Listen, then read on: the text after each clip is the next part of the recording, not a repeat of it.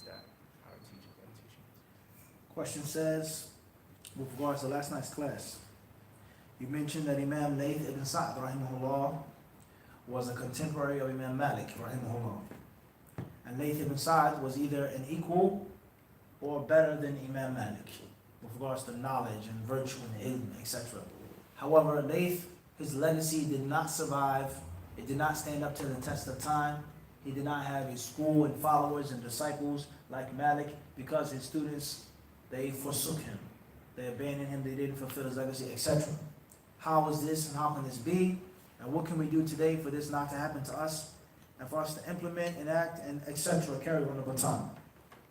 First and foremost is, ذَلِكَ فَضْلُ اللَّهِ يُؤْتِيهِ مَنْ يَشَاءُ. That's Allah's bounty, He gives it to whom He wills. Allah Azza wa Jal, fadla, yani He gives preference to one person over another. It's what He wills. This one, his name survives, this one, his name doesn't survive. His madhab exists and his madhab is extinct, except in the books. It is scattered. وَقَالَ اللَّيْثِ وَبِهِ يَقُولُ لَيْث وَهُوَ مَذْهَبُ لَيْث. It's not like Malik. People from Morocco, people from Mali, people from this country, from that country, right? Malik. Everyone understand this? Muwatta. That's Allah's bounty. He gives it to what? Whom He wills. Subhanallah. That's first and foremost. Secondly is that, just look at it. I mean, how many restaurants there are that make food, that deliver food, that offer cuisine, huh? But you may say, my grandmother can cook what? Much better, not better. 10 times better than that stuff. That stuff is trash compared to my grandmother. Her cherry pie, her apple pie, right? Or any other dish did, pineapple upside down cake. Whatever it is. Lie. He's sticking with the asab tonight, I would say.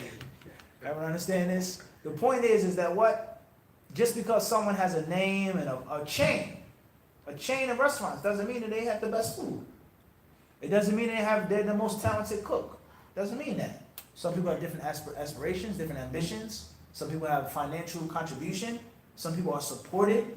The people they supported this cook so he can only become famous. And in most professions, if not all of them, you'll find this. How many people know about Tesla?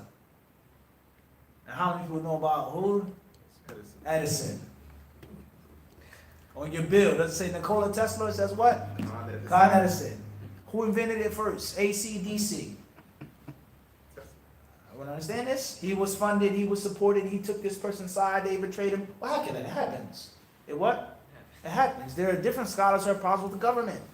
There are different scholars who were supported by the government. And that's why the method became so popular in this country, because it was the standardized method of the empire. So there are many, many reasons, and in any aspect of life you'll find he succeeds and he what? Doesn't. Even though he beat him to it, or he was even better than him.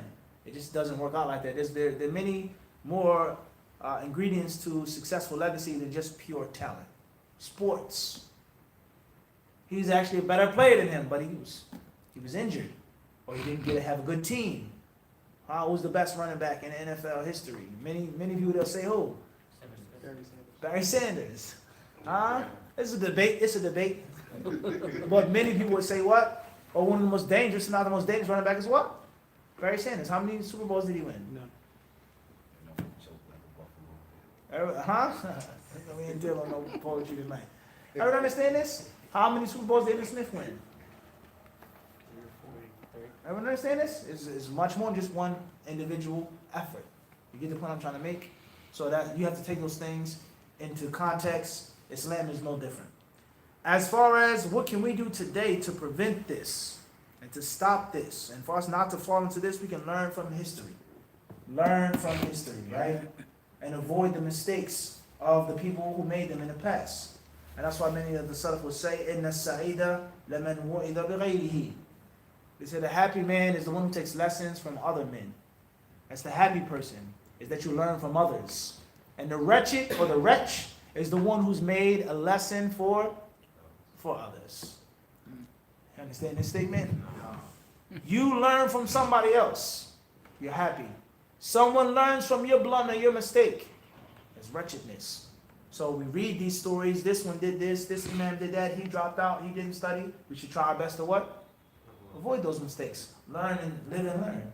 Okay? So if I have a class, or if I have classes, or if I have talent, if I'm young, if I'm strong, if I'm smart, let me use it right now.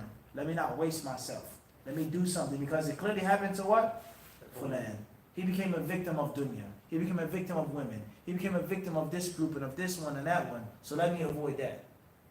Bidnai ta'ala. And yani, the last thing I'll say is that not only is it a benefit for you, but it's a debt that you owe your teacher, who taught you and took out the time to open up the door for you and show you the way, which he didn't have to, or she didn't have to.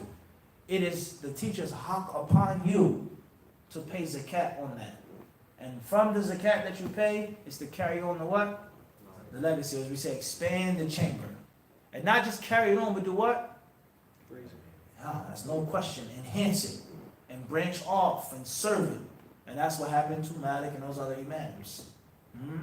How many statements did Imam Malik actually make? He didn't talk about every single issue, but that's a method. They branched off his way of thinking. What's the rule on eating dog meat? Did Imam Malik talk about that or not? But they took how Imam Malik would have answered the question, his usul, and they branched it off. And they differed and they wrote books. So it's a day, it's a debt. And this is one of the things that we learned when we graduated and left Medina, is that you're in debt to Medina. You're in debt to the college. You don't have an option. You didn't get all of these rials and this prestige and living in the Prophet's city, in the Prophet's masjid every day for free. You have a debt that you have to pay off, and we're paying off to this day that we owe. So there's anyone that teaches you knowledge, and that's why the wise man once said, "Man allamani harfan, kuntu lahu abdan." He says, anyone who teaches me one letter, I'll be his eternal servant. He teaches me one harf, one basic thing from knowledge, I'll be his what? Eternal servant. Let alone if someone teaches you a jumla, a sentence. If someone teaches you a paragraph, it's like a book, books. How much more do you have to serve and carry on that legacy? And that's the true way of loving, following, and respecting the ulama. That's the true way. That's the true legacy of the ulama, of Sheikh al-Albani, of this one, and of Bin Baz, and thing. That's the true way of loving them and respecting them, is to do what? Carrying on their legacy. And Allah knows best.